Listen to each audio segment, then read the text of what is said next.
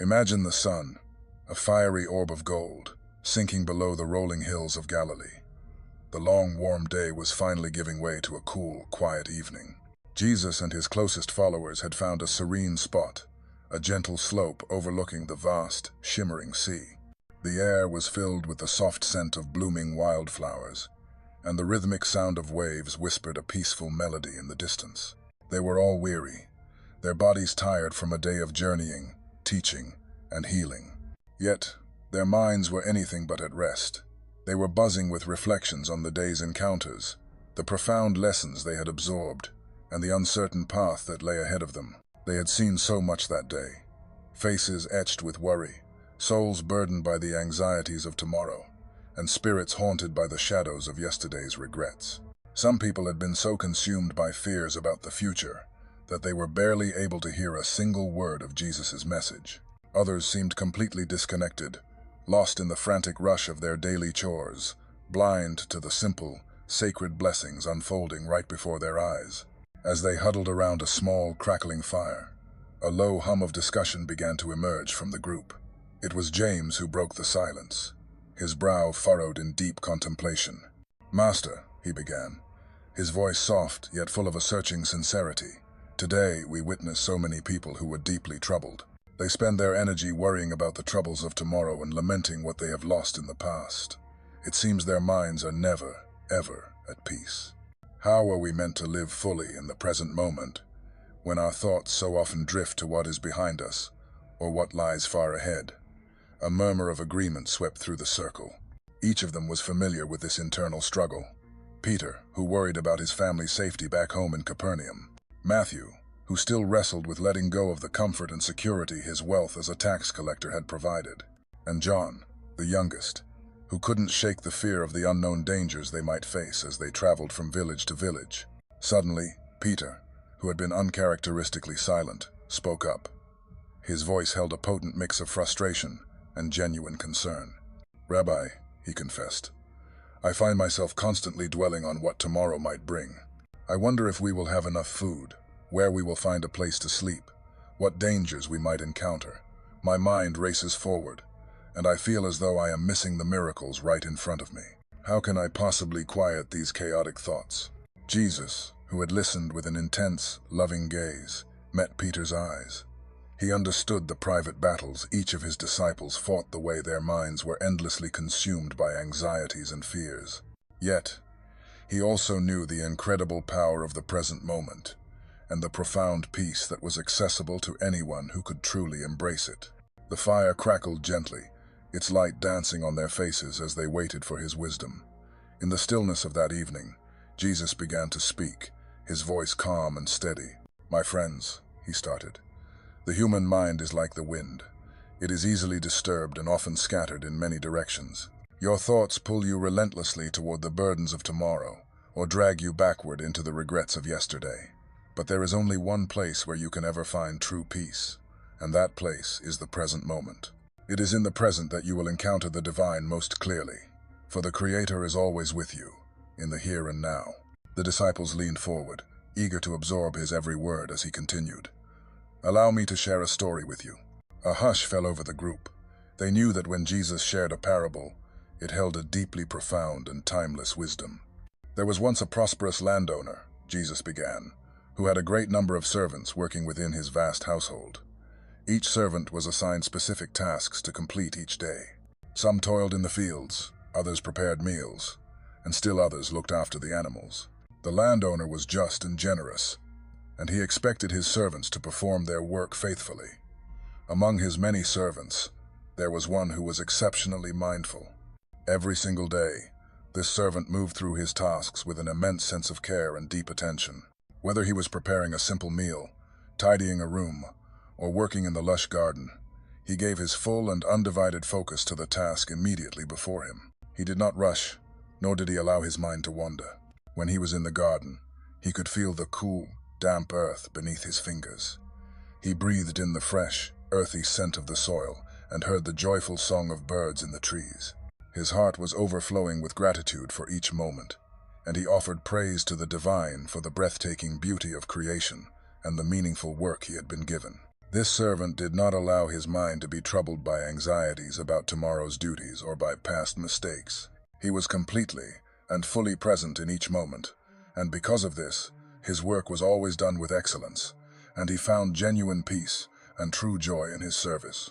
Now, there was another servant in the household who was quite different. This servant was perpetually distracted as he worked.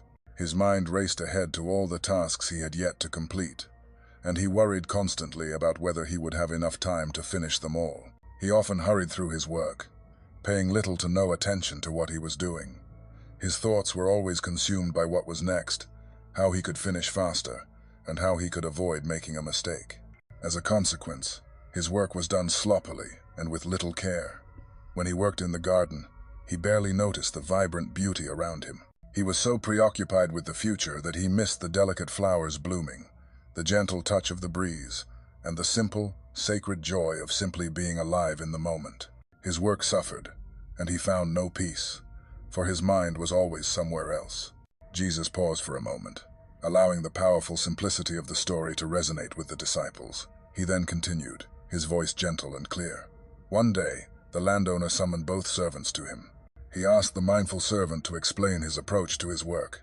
The servant replied, "Master, I do each task as if it were the only one before me. I give my full attention to what I am doing, and I trust that the Creator is with me in every single moment. I do not worry about tomorrow, for tomorrow has not yet arrived. Nor do I dwell on my past mistakes, for they are already behind me. I simply focus on this moment, and in doing so, I discover peace." The landowner smiled and said, "You have done well. Because you have been present in each moment, your work has been faithful, and you have honored both your task and the Creator." Then the landowner turned to the distracted servant and asked him why his work was so often incomplete. The servant replied, "Master, I try to finish my tasks quickly because I am always thinking about the work that is still to come. I worry that if I do not hurry, I will fall behind. My thoughts are always on what must be done next, and I am afraid I will not finish in time." The landowner frowned and said, "Your mind has not been present in your work. You have allowed your thoughts to distract you, and as a result, your tasks have suffered. Remember this, the only moment you truly live in is this one. If your mind is always in the future or the past, you will miss the blessings of the present, and your work will never be complete. Focus on now, and you will find that there is time enough for everything." Jesus paused once more, looking around at his disciples. Their faces were etched with deep introspection, for they saw a reflection of themselves in the servants of the story. They understood the restless nature of the distracted servant. Their own minds often wandered to what lay ahead, or were haunted by past mistakes. Yet, they longed to embody the peaceful presence of the mindful servant, fully engaged in each moment and at peace with their responsibilities. Finally, Jesus spoke again, his words gentle yet full of profound insight. "Do you understand the meaning of this parable?" John, the youngest disciple, who had been listening with quiet intensity, was the first to answer. "Master, the mindful servant found peace because he gave his full attention to each moment. He didn't let his thoughts stray to the future or the past, but trusted in God's presence in the here and now." Jesus smiled, clearly pleased with John's understanding. "Yes, John, that is exactly right. The mindful servant trusted that God was with him in each moment, and because of that, he found peace in his work. He did not rush, nor did he worry about what was yet to come. He knew that the Creator would provide for tomorrow, just as he provided for today." Peter, still grappling with the concept, asked, "But Master, how can we truly quiet our minds when the future seems so uncertain? How do we stop worrying about what might happen?" Jesus looked at Peter with deep compassion, understanding the genuine nature of his struggle. "Peter, worry takes hold when you attempt to control what is not yet in your hands. The future belongs to the Creator, and it is not for you to know what tomorrow will bring. When you truly trust that God is already in your future, you can release your need to control it. Focus instead on what is right before you now. Be present, and allow tomorrow to take care of itself." The disciples sat in a contemplative silence, reflecting on the weight of Jesus' words. Then, Jesus spoke again, this time pointing to the wildflowers that grew abundantly on the hillside nearby. "Observe the lilies of the field," he said. "They neither toil nor spin. Yet I tell you, even Solomon in all his magnificent glory was not adorned like one of these. The lilies do not worry about tomorrow or dwell on the past. They simply exist, fully alive in the present, and the divine provides for them. If the Creator so beautifully clothes these lilies, how much more will He care for you? Do not be anxious about your life. Trust that the divine is with you in every moment, and you will find peace.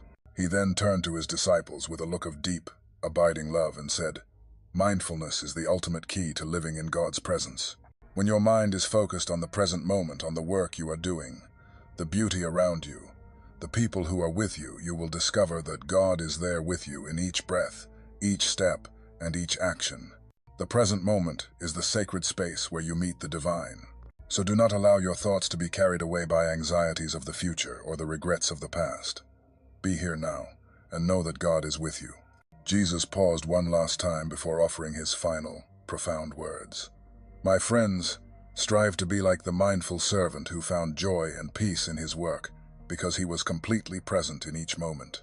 Live fully in every moment, for every moment is a precious gift from the Creator. And as you do, you will discover that the divine is nearer to you than you ever imagined, dwelling with you in the present and guiding your every step." The disciples were profoundly moved by Jesus' words. They finally grasped that they had often behaved like the distracted servant, allowing their minds to wander to the future or be consumed by past failures. But now, with Jesus' teaching etched in their hearts, they understood the immense importance of mindfulness, the conscious practice of being fully present in the here and now, trusting that God was with them in every single moment. As the sun finally disappeared below the horizon, casting a soft twilight over the landscape, the disciples sat in a peaceful silence, each one internally processing the lesson of the day. They knew that true mindfulness would not come easily. It would require diligent practice and great patience. But with Jesus as their guide, they were more determined than ever to live each moment with a newfound awareness, presence, and faith. From that day forward, they made a conscious effort to practice mindfulness in all they did, whether walking along dusty roads, breaking bread together, or listening to the people who came to hear their teacher. In each moment, they began to find the peace that comes from living in God's presence, and they knew that this was the truest gift of mindfulness, the gift of being fully alive, fully present, and fully connected to the divine who is always with them. The disciples sat there as the last vestiges of daylight faded, replaced by the soft glow of the moon and a sea of 1,000,000 stars. The air grew cool, and a new sense of calm settled over them, a stark contrast to the internal turmoil they had so recently confessed. It was as if Jesus' words had not just been heard, but had been absorbed deep into their very souls, a seed planted in fertile ground, destined to grow and blossom into a new way of being. They felt a profound shift, a quiet rebellion against the frantic pace of the world and the ceaseless clamor of their own anxieties. They began to understand that the path to true tranquility was not about escaping their lives or the challenges within them, but about fully inhabiting each second of it. It was about recognizing that the grand journey of their lives was not a destination to be reached, but a series of present moments to be lived, savored, and cherished. The lesson was simple, yet its implications were vast and transformative. It was a philosophy that transcended time, a timeless truth about human nature and the search for peace. They had been seeking answers in the future and solutions in the past, when the ultimate answer and the profoundest solution was right there, in their hands, in their hearts, in the air they breathed, and the ground beneath their feet. It was a beautiful and humbling realization. They were now more committed than ever to the practice of being present. They would begin with the simplest of tasks, with the simple act of listening to one another, with the quiet contemplation of a sunrise or the humble meal they were about to share. In these small, ordinary moments, they would find the extraordinary peace that had been promised to them. And in doing so, they would not only honor their teacher, but also unlock a new dimension of their faith, a living, breathing connection to the very presence of God in their daily lives. Thank you for joining us on this exploration. If this video was helpful, please like, share, and subscribe. And now, leave a comment below and tell us one thing you are grateful for today.